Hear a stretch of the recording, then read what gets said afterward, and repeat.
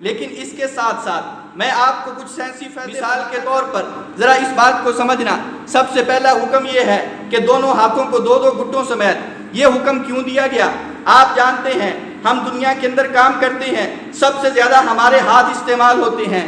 کوئی چیز پکڑنی ہے، ہاتھ استعمال ہوا، کسی کو کچھ دینا ہے، ہاتھ استعمال ہوا، کہیں ہاتھ رکھا گیا، کہیں اٹھایا گیا، ہر جگہ ہاتھ استعمال ہوتے ہیں۔ جب ہاتھوں کو استعمال کرتے ہیں جراثیم بھی لگ جاتے ہیں، بیکٹیریا بھی لگ جاتے ہیں، اور وہ مختلف قسم کے جراثیم اگر ہاتھوں کو دھویا نہ جائے تو کوئی چیز کھائیں گے، ہمارے منہ کے راستے سے پیٹ میں چلے جائیں گے، بیماریوں کا سبب بن جائیں گے۔ ہمیں دن میں 5 مرتبہ ہاتھ دھونے کا حکم دے دیا کہ جب ہم 5 مرتبہ ہاتھ دھوتے ہیں، ہاتھوں کو لگے ہوئے جراثیم، بیکٹیریا، ناقص چیزیں اور گندے قسم کے وہ سارے کی سارے ایسے کام، ایسی چیزیں جو ہمیں نقصان دینے والی ہوتی ہیں، وہ ساری کی ساری ختم ہو گئیں۔ اس کے ذریعے سے ہم بہت ساری بیماریوں سے محفوظ ہو گئے۔ اس کے بعد دوسرے نمبر پر کلی کرتے ہیں۔ اب کلی کیوں کی جاتی ہے؟ آپ جانتے ہیں ہم کوئی چیز کھائیں، وہ ذرات دانتوں میں پھنس جاتے ہیں، اگر ان کو فی الفور نکالا نہ جائے، منہ کو صاف نہ کیا جائے تو دوسرے وقت میں وہی ذرات خوراک کے ذریعے سے، پانی کے ذریعے سے، تھوک کے ذریعے سے ہمارے پیٹ میں جائیں گے، معدے میں جائیں گے، معدے کی بیماریوں کا سبب بن جائیں گے۔ ہمیں حکم دیا گیا 5 وقت وضو کرو، وضو کرتے ہوئے 3 مرتبہ کلی کر لو۔ کلی کرو گے، دانتوں میں پھنسے ہوئے ذرات باہر نکل جائیں گے، معدے کی بیماریوں سے تم محفوظ ہو جاؤ گے۔ اللہ کی شان کیا حکمت ہے!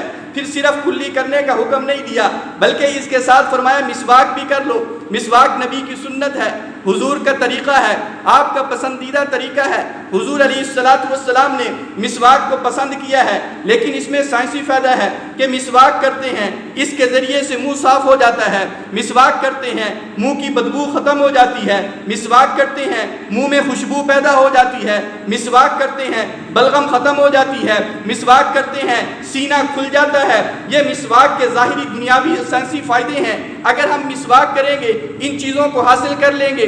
آج ہمارا طریقہ الٹ ہو گیا، ہم سائنس کی باتوں پر یقین رکھتے ہیں، ہمیں بتا دیا گیا ٹوتھ برش کرو، اس کے ذریعے سے فائدہ ہوگا، لیکن وہی ڈاکٹر بتاتے ہیں اس سے زیادہ مسواک کا فائدہ ہے۔ کہنے والے کہتے ہیں رات کو جب تم سو اپنے منہ کو صاف کر کے سوو، صبح اٹھ کے برش کرو نہ کرو، رات کو سوتے ہوئے ضرور کیا کرو۔ یہی تو میرے نبی کی سنت ہے۔ حضور علیہ السلام کا طریقہ یہ ہے، آپ رات کو سوتے ہوئے مسواک ضرور کر کے سوتے تھے، تو منہ کو صاف کرنا یہ بھی نبی کی سنت ہے۔ مسواک کے ذریعے سے ہمیں اتنے فائدے حاصل ہو جاتے ہیں۔ اس سے بھی آگے چلیں، ہم ناک کو صاف کرتے ہیں، اس میں پانی ڈالتے ہیں۔ یہ حکم کیوں دیا گیا؟ اس میں سائنسی فائدہ یہ ہے کہ ہم سانس لیتے ہیں، ناک کے ذریعے سے ہوا پھیپھڑوں تک پہنچتی ہے، یہ ہماری زندگی کا سبب ہے، اور اللہ تبارک و تعالیٰ نے خود کار فلٹر لگا دیا ہے۔ ایئر فلٹر کے ذریعے سے ہمارے ناک کے اندر بال پیدا کر دیے، جو ہوا کے اندر ذرات ہوتے ہیں، جراثیم ہوتے ہیں، مٹی کے ذرات ہوتے ہیں، وہ بالوں میں رک جاتے ہیں۔ تازہ اور صاف ہوا ہمارے پھیپھڑوں تک پہنچتی ہے، یہ ہماری زندگی کا ذریعہ ہے۔ اگر یہ بال نہ ہوتے، ناک کو صاف نہ کیا جاتا تو وہ پھیپھڑوں تک جا کے پھیپھڑوں کی بیماری کا سبب بن جاتے۔ اس میں بھی اللہ کی عجیب حکمت ہے کہ ہمیں ناک صاف کرنے کا حکم دیا۔ جب دن میں 5 مرتبہ ہم اپنے ناک کو صاف کرتے ہیں تو اس ناک کی صفائی کے ذریعے سے حقیقت میں ہم اپنے پھیپھڑوں کو بیماریوں سے محفوظ کرنے کا سبب بنا رہے ہوتے ہیں۔ پھر اس کے بعد چہرے کو دھویا جاتا ہے، چہرے کو دھوتے ہیں، چہرے کو دھونے کے ساتھ یہ ہمارے مسام کھل جاتے ہیں، جلد تر و تازہ ہو جاتی ہے، جلد صاف شفاف ہو جاتی ہے، رنگت میں نکھار پیدا ہو جاتا ہے۔ لیکن اس سے بھی بڑھ کے ایک بہت بڑا فائدہ ہے، لکھنے والوں نے یہاں تک لکھا ہے، کہنے والے کہتے ہیں یہ ہماری آنکھیں ہیں، ہم چہرے کو دھوئیں، تھوڑا سا پانی ہماری آنکھوں میں چلا جائے، یہ آنکھوں میں پانی جائے گا، آنکھیں صاف ہو جائیں گی، موتیا جیسی بیماری سے انسان محفوظ رہ جاتا ہے۔ اب دیکھو جب ہم دن میں 5 مرتبہ وضو کرتے ہیں، بالخصوص صبح کے وقت جو بندہ اٹھ کے چہرے پہ پانی ڈالے اور تھوڑا سا پانی آنکھوں میں چلا جائے، یہ آنکھوں کے لیے شفا کا ذریعہ بنتا ہے۔ جب 5 مرتبہ چہرے کو دھوتے ہیں، حقیقت میں ہم اپنی آنکھوں کو بیماری سے محفوظ کر رہے ہوتے ہیں۔ پھر وضو کرتے ہوئے ہمیں گردن کے مسح کرنے کا حکم دیا گیا ہے۔ اب گردن کا مسح ہم کرتے ہیں، اس میں بھی بڑا عجیب فائدہ ہے۔ فرمایا دماغ کے اندر جتنی رگیں ہیں یہ ساری کی ساری گدی سے ہوتی ہوئی ریڑھ کی ہڈی تک پہنچتی ہیں اور وہاں سے پورے جسم میں پھیل جاتی ہیں، ڈاکٹر کہتے ہیں یہاں گچھا بنا ہوا ہوتا ہے اور اس جگہ کا تر و تازہ رہنا ضروری ہے۔ جب دن میں 5 مرتبہ ہم گیلا ہاتھ یہاں پہ لگاتے ہیں تو رگیں تر و تازہ رہتی ہیں۔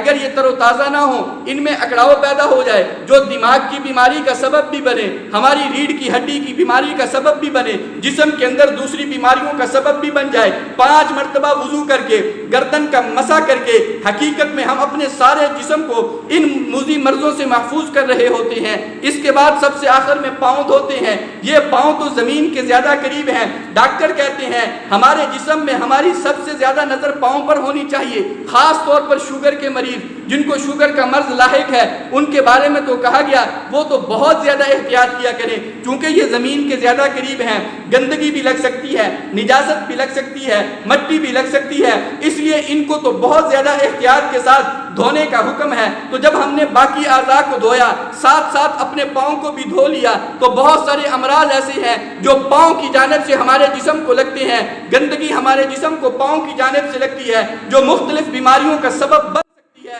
پاؤں کو دھو کے ہم ان تمام بیماریوں کا تدارک